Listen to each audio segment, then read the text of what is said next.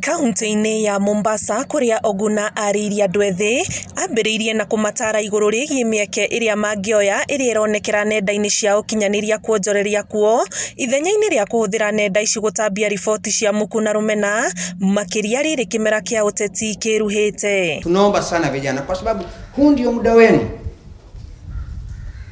This is the youth moment. You must take full advantage of this moment.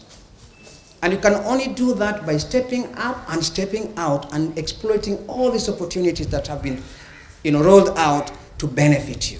Nĩ motaro manyitĩtwo mbaru nĩ komishona wa gĩcũa-inĩ akĩhĩta atĩ rũhonge rwa wathani rũtigũtithia kuoera makinya ma watho arĩa manyitĩkana na mahĩtia ma ũcogeri wa ngũĩ. The message I have for the youth.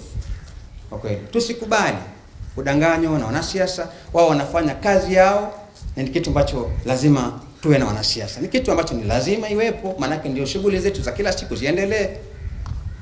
Lakini tupige kura tukifikiria na ile macho ya ndani. Ile kwamba yule tunayemchagua kama kiongozi wetu, maana ni serikali yetu.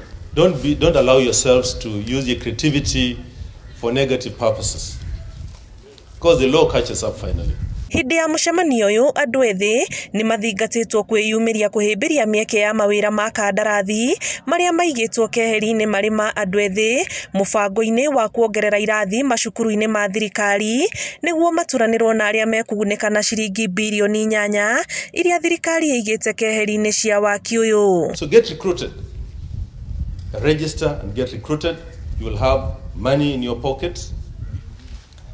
And in the end, you'll be a contractor. Those of you who are in the last phase of the Kazi Mtaani program and have acquired skills and have become fundis and, contractors, apply for tenders. Kĩribotera Inooro TV, njĩtagwo Ngūī wa Nyamũ.